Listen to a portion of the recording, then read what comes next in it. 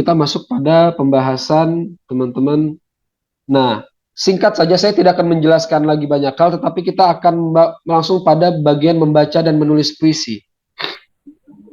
Membaca di situ saya miringkan, sekali lagi, membaca yang saya maksud teman-teman bukan membaca deklamasi ya, yang bergaya seperti itu, bukan. Tapi membaca kita terhadap teks, ini yang paling utama. Karena yang terjadi adalah berbeda antara membaca di panggung dengan membaca teks itu. Kadang ada beberapa penyair yang dia pandai di panggung tetapi secara penulisan kurang kuat.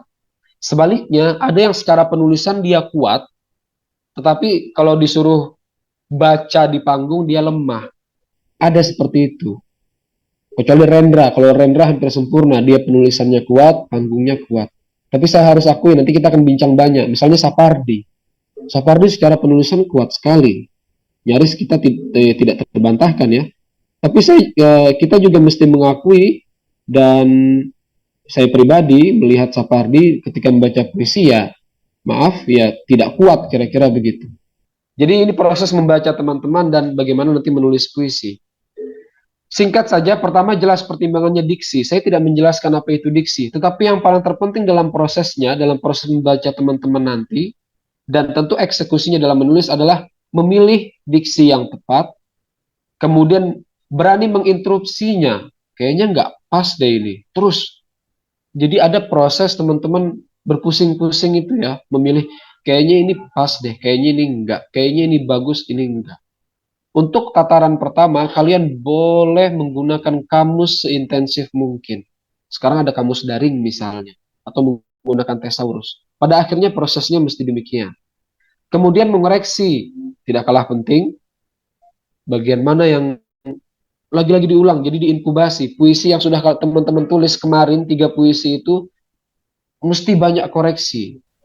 Dari mana tadi barometernya teman-teman bisa ciptakan?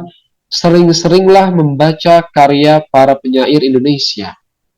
Pastikan di rak buku teman-teman, di rak buku-buku kalian di kos atau di rumahnya, itu memiliki setidaknya, terserah kalian siapa yang kalian favoritkan. Kalau sekarang misalnya Aan Mansur lagi hype banget tuh, maka pastikan koleksinya ada dan baca secara intensif, bawa kemana-mana.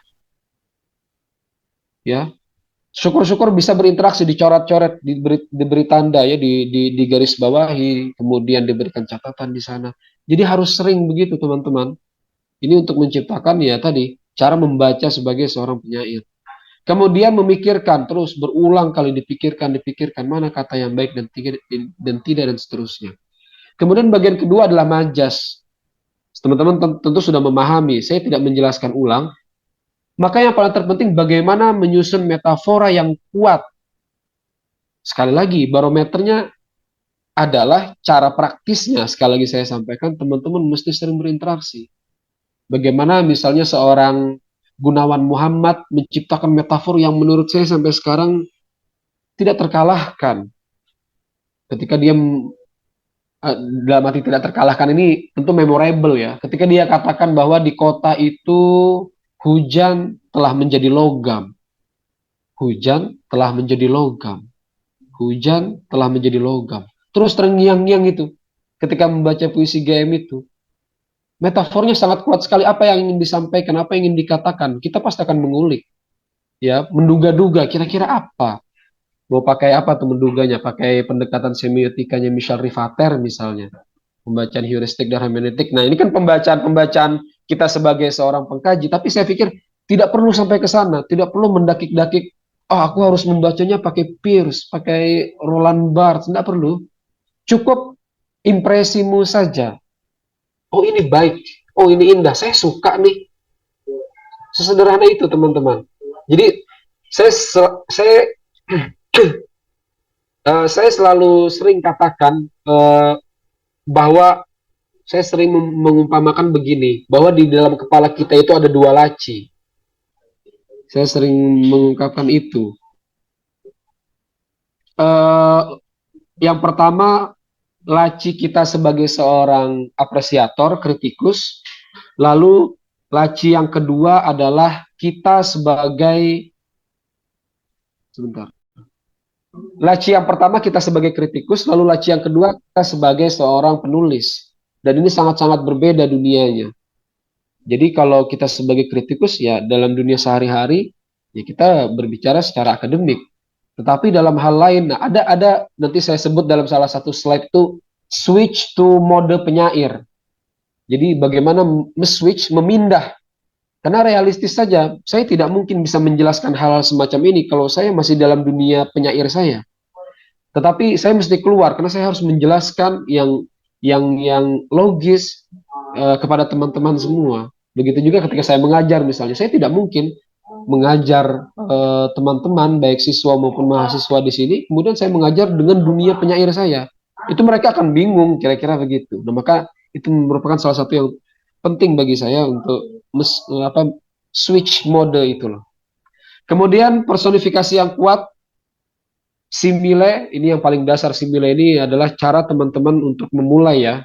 Sebetulnya kalau dalam proses kreatif, simile ini adalah bagi para pemula. Tapi kalau makin ke sini, simile sebaiknya tidak begitu banyak terlibat dalam penulisan teman-teman. Kemudian citra bagian yang ketiga yaitu membangun imaji yang kuat, visual, auditif. Bagaimana teman-teman bisa membuat imaji yang membawa pembaca turut merasakan. Kalimantan Selatan sangat kaya, seperti yang saya katakan tadi di awal. Misalnya teman-teman ingin menulis puisi tentang apa kalau kritik sosial, misalnya tentang penambangan batu bara, misalnya eksploitasi alam. Atau teman-teman ingin menulis tentang kekayaan budaya misalnya, yaitu pasar terapung. Bagaimana orang bisa turut terlibat di sana merasakan melihat warna sungainya, kemudian juga interaksi orang-orangnya dan seterusnya. Maka ketika menulis puisi penting untuk mempertimbangkan ini. Orang bisa turut membayangkan, orang pembaca bisa turut terlibat dalam imaji-imaji itu. Jadi saya pikir itu tidak kalah penting bagian bagian citra. Selanjutnya makna. Pertimbangkan makna konotatif. Dalam puisi kecenderungannya makna konotatif, bukan yang denotatif. Meskipun yang denotatif atau yang konkret itu juga kadang diperlukan. Jadi teman-teman selalu berkelindangnya dengan itu ya, bahwa yang teman-teman sedang ungkapkan adalah ungkapan-ungkapan yang tidak langsung, yang implisit kira-kira gitu. Bahasa-bahasa figuratif, kemudian abstrak, konkret, dan seterusnya ini menjadi pertimbangan. Nanti juga saya akan bercerita tentang proses kreatif Aan Mansur. Saya 2 minggu yang lalu terlibat diskusi yang cukup panjang dengan Aan mengenai yang abstrak dan konkret ini, sehingga nanti kita bisa diskusi banyak nih. Karena keterlibatan belakangan dalam sastra Indonesia sendiri, misalnya mengenai bagaimana metafor hari ini ya, karena rujukannya hari ini adalah dari beberapa penulis ya apa, saya agak wagu, agak tidak ingin menyebut soal kanon ini ya sebetulnya. Tapi setidaknya mau tidak mau pada akhirnya ya harus berdamai dengan istilah ini. Ya, dengan penulis-penulis kanon ini nanti kita bisa diskusikan panjang mengenai yang abstrak dan konkret.